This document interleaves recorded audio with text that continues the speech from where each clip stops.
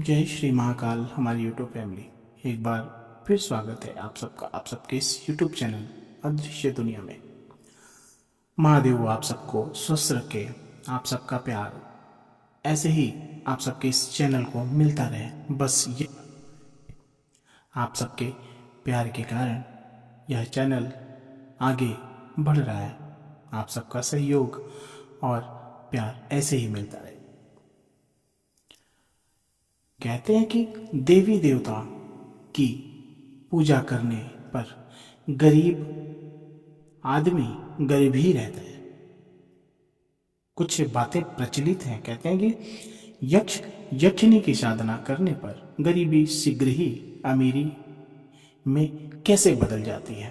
क्या कारण है, क्या बताते हैं हमारे धर्म ग्रंथ, क्या बताते हैं हमारे सिद्ध गुरु संत महात्मा जो पहुँचे हुए साधक हैं, उनकी कृपा से क्या ऐसी कुछ क्रियाएं हैं, ऐसी कुछ रहस्यमयी घटनाएं घटित हुई, या फिर क्या ऐसा किसी के साथ हुआ है।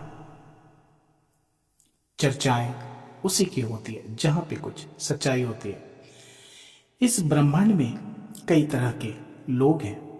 इन लोकों में अलग अलग की तरह की प्रजातियों का निवास है।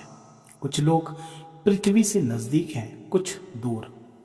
कहते यक्ष, गंधर्व, पिशाच, प्रेत, अप्सरा इत्यादि शक्तियां देवताओं से निम्न शक्ति वाली हैं, जो पृथ्वी लोक से नजदीक रहती हैं।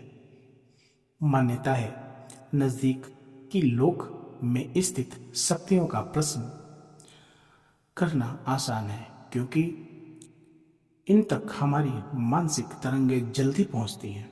शक्तियों को प्रसन्न करना। यक्ष और यक्षिणी की साधना। यक्ष एक ऐसी प्रजाति है जो कि रहस्यमयी और मायावी है। 64 प्रकार के यक्षों की प्रजाति पाई जाती है।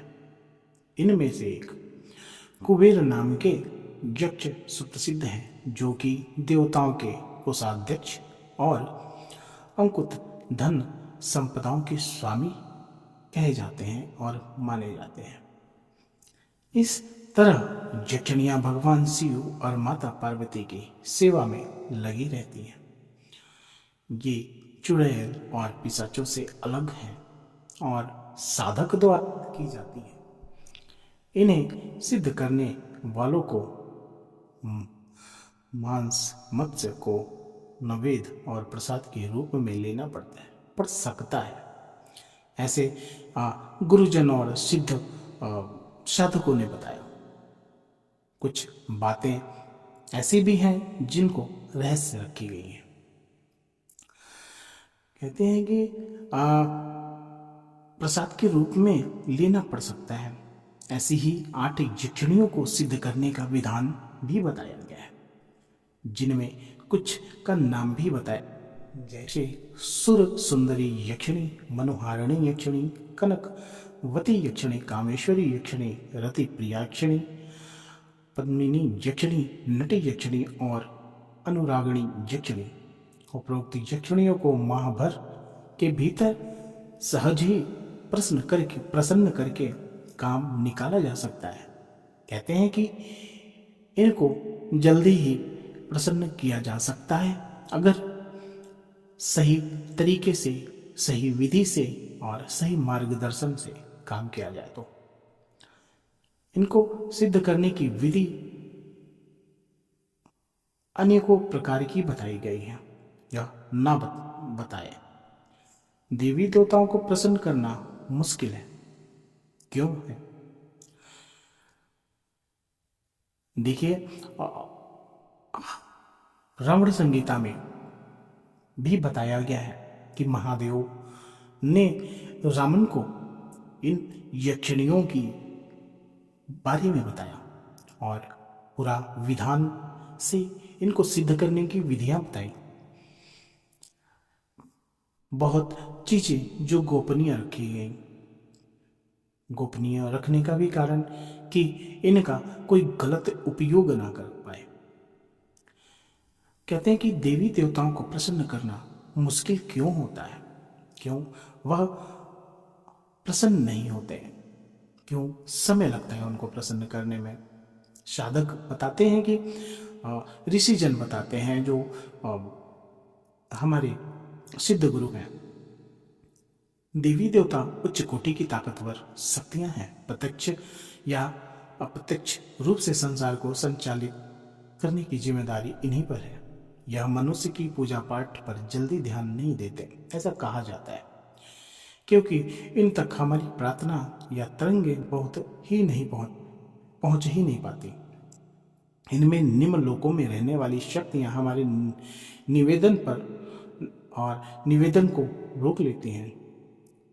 वो कहते हैं कि उदाहरण के तौर पे अगर हम माननीय मुख्यमंत्री जी के पास कोई शिकायत या निवेदन लेकर जाना चाहें तो उन्हीं के नीचे काम करने वाले तुरंत अड़ंगा लगा देते हैं। यूँ कह लें कि वो रोक लेंगे, पूछेंगे कहाँ से आए हैं, क्या करना है, क्यों जाना है, और हमें वहाँ तक नहीं पहुँचने देते हैं। बड़ा मुश्किल होता है। इसी तरह अगर आप नारायण को प्रसन्न करने हेतु भक्ति करना शुरू करेंगे तो यह शक्तियाँ आपको तमाम तरह के प्रलोभन देकर आपको यम माया जाल में उलझा देंगे। कहते हैं कि कलयुग के शुरुआती दिनों में इन विद्याओं का जमकर दुरुपयोग किया जाने लगा था, क्योंकि आधुनिक काल का मनुष्य अपने मतलब के लिए जाना जाता है। इसीलिए यह साधनाएं श्रापित हो चुकी हैं। यह समय कर्म पर आधारित है, इसीलिए इन सब चक्कर में पढ़कर अमूल्य जीवन ना बर्बाद करें। वैसे भी जो जिसकी पूजा करता है वह मरने के बाद उन्हीं के पास जाता है। क्या यह चीजें सत्य हैं? हमारे बहुत भाई जो साधना करते हैं, बहुत ऐसे जो कुछ भी सिद्ध करने लगते हैं, जो बिना गुरु के मार्गदर्शन में कहीं से भी मंत्रों को पाया, तो बहुत ऐसे हमारे भाई हैं जिनको हमने देखा है। हमारे एक बहुत करीबी जानने वाला था, उसने मना करने के बावजूद कुछ ऐसे कार्य किए जिसके कारण उसकी मृत्यु हो गई। तो इसीलिए बहुत सारे मंत्रों को किलित किया गया और कुछ ऐसी साधनाओं को श्रापित किया गया, श्रापित हो गई। हम हमेशा ये बताते हैं, हमें जो जानकारियाँ मिलती हैं योग गुरुओं तक पहुंचने के बाद, या फिर कुछ ऐसे संत सिद्ध संत मिल जाते हैं जिनके द्वारा कुछ ऐसी चीज़ें बताई जाती हैं, और ये हमारे ग्रंथ भी बताते हैं, बिना गुरु के ऐसी साधनाएं वर्जित हैं और ऐसे साधनाओं को नहीं करना चाहिए। हो सके तो इनसे बचें और अपने आप को ना बर्बाद करें। बस यही कहना चाहूँगा आपसे। बाकी महादेव आप सब पर कृपा करें और आप सबका प्यार सहयोग मिलता रहे। वीडियो अच्छा लगेगा तो आगे ज़रूर शेयर करिएगा, लाइक करिएगा और कमेंट करके ज़रूर बताइएगा कि वीडियो कैसा था। और हमारे भाई बहन जो भी जहाँ से भी देखते हैं, हम फिर कहना चाहेंगे कि अगर आपके जीवन में या फिर आपके जानने वाले के जीवन में कुछ ऐसी घटनाएं घटित हुई हों, या फिर आपके अगल बगल कुछ ऐसे हॉन्टेड जगह हो जहाँ पे लोग जाना ना चाहते हो, तो हमें ज़रूर बताइए।